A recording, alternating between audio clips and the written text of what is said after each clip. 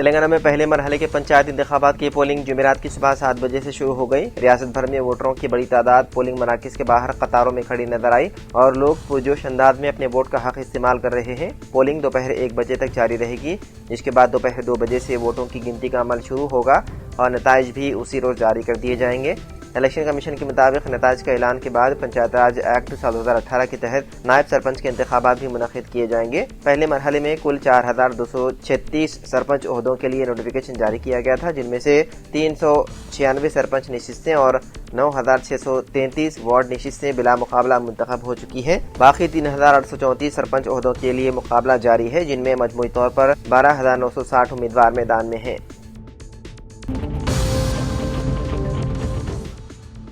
मध्य प्रदेश के संगरौली जिले में रहने वाली 2 बच्चों की बेवा मां अमरीन अहमद एक बड़े धोखे का शिकार हो गई। अमरीन का इल्जाम है कि अविनाश यादव नामी शख्स, जिससे उनकी दोस्ती फेसबुक पर हुई थी और जिससे उन्होंने शादी की, ने न सिर्फ धोखे से शादी की बल्कि तकरीबन 2 करोड़ रुपए जेवरात और हत्ता के उनकी पेंशन का पैसा भी हड़प लिया। अमरीन अहमद बुनियादी तौर पर उत्तर प्रदेश के वाराणसी की रहने वाली है और NCL कृष्ण शीला प्रोजेक्ट में मुलाजिमत करती है। शोहर की मौत के बाद वो अपने 2 बच्चों के साथ जिंदगी गुजार रही थी। इसी दौरान फेसबुक के जरिए उनकी दोस्ती गाजीपुर के अविनाश से हुई, ताल्लुकात बढ़े और बात मोहब्बत तक पहुंच गई। फरवरी साल 2024 में दोनों ओडिशा गए और कोर्ट मैरिज कर ली। अमीन अहमद का इल्जाम है कि शादी के बाद अविनाश ने उन पर जुल्म ज्यादती शुरू कर दी, मारपीट की और मुसलसल इस्तेहसाल करता रहा। वाददा उन्हें मालूम हुआ है कि अविनाश पहले से शादीशुदा है, लेकिन उसने हकीकत शादी से पहले छुपाई थी। मुतासिरा खातून के मुताबिक अविनाश ने उनसे तकरीबन 2 करोड़ रुपए सोने के जेवरात और दीगर कीमती सामान ले लिया। उसने धोखे से उनकी पेंशन की रकम भी अपने कब्जे में करवा ली। हालात खराब होने पर अमरीन ने मध्य प्रदेश के संगरौली नगर पुलिस स्टेशन में FIR दर्ज करवाई। FIR के बाद अविनाश यादव अपने घर वालों समेत फरार हो गया। अमीन अहमद का कहना है कि उन्हें अपनी जान का खतरा है और उन्होंने पुलिस से सिक्योरिटी फराहम करने की दरख्वास्त की।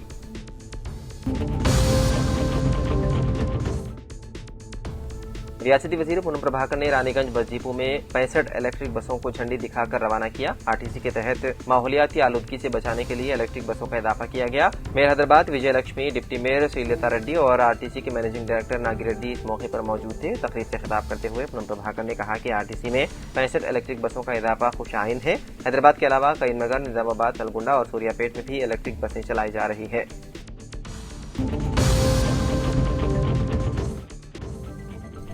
चंद्रनगुट्टा मेन रोड पर एक ऑटो में मुबैना मंशियात के ज्यादा इस्तेमाल के बाइस 2 अफराद की मौत के एक हफ्ते बाद पुलिस ने लापरवाही के इल्जाम में एक डॉक्टर और एक असिस्टेंट स्टूडेंट समेत 5 अफराद को गिरफ्तार कर लिया। चंद्रनगुट्टा पुलिस के मुताबिक 2 दिसंबर को मुतवफ़ी सैयद इरफान अपने दोस्त सैफ बिन इकराम से फिसलबंडा में मिले। दोनों ने ख्वाजा होटल में खाना खाने के बाद इरफान ने अपने दोस्त जहांगीर खान से टर्माइन इंजेक्शन का इंतजाम करने की ख्वाहिश जाहिर की। जहांगीर ने बताया है कि वो अपने दोस्त कल्याण के जरिए इंजेक्शन मंगवा सकता है, जिसने इस सिलसिले में अपने पहचान के शिवा से राब्ता किया। ताहम शिवा ने कहा कि टर्माइन दस्तियाब नहीं है और उसकी जगह ऑट्रेनियम 25 मिलीग्राम एनेस्थीसिया इंजेक्शन की तस्वीर भेज दी, जिन्हें जहांगीर ने खरीद लिया। आधी रात के करीब इरफान और सैफ ने शास्त्रीपुरम वट्टेपल्ली के फातिमा मेडिकल से 2 सिरेंज खरीदे और MBN RX रोड पहुंचकर जहांगीर और कल्याण से मुलाकात की। वादना चारों एक ऑटो में सवार होकर चले गए और फारूक आदम मस्जिद चंद्रनगुट्टा पहुंचे, जहां जहांगीर ने ऑट्रेनियम की 4 एम्पोल पेश की। इरफान ने 3 सिरेंजें भरी, एक में 5 मिलीलीटर और 2 में 2 मिलीलीटर दवा भरी।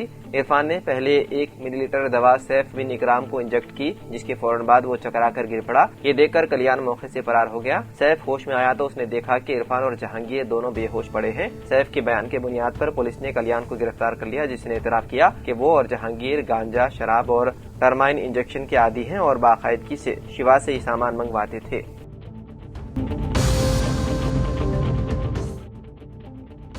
वारिसगुड़ा के बाबूजी नगर में एक 17 साल लड़की को उस वक्त बेरहमी से कत्ल कर दिया गया जब उसने शादी के एक रिश्ते से इनकार कर दिया। ये अफसोसनाक वाकया पीर को पेश आया था। मुलजिम 24 साल उमाशंकर ने लड़की जगदा पवित्रा के घर में घुसकर उसका गला काट दिया। वारदात के फौरन बाद वो मौके से फरार हो गया। इत्तलात के मुताबिक लड़की अपने वालिदैन जगदा कांताराव और जगदा लक्ष्मी के साथ 7 दिसंबर को विजयवाड़ा से हैदराबाद वापस आई थी। 8 दिसंबर को मुलजिम नशे की हालत में लड़की के घर पहुंचा और उसने बात पर कत्ल कर दिया कि वो विजयवाड़ा जाने से पहले उसे इत्तला नहीं देकर गई थी और उसकी शादी के रिश्ते से इनकार कर दिया था। CCTV फुटेज की मदद से पुलिस ने मुलजिम का सुराग लगाया और उसे उस वक्त गिरफ्तार कर लिया जब वो चिलकलगुड़ा के स्कंदागिरी मंदिर की जानिब जा रहा था। पूछताछ के दौरान मुलजिम ने इतलाफ जुर्म करते हुए बताया है कि कत्ल के बाद वो अपना मोबाइल फोन और चाकू जाए वकू पर ही छोड़कर भाग गया था। पुलिस ने मुलजिम के कब्जे से 1,10,000 रुपए नकद, एक स्मार्टफोन और डेबिट कार्ड जब्त कर लिए।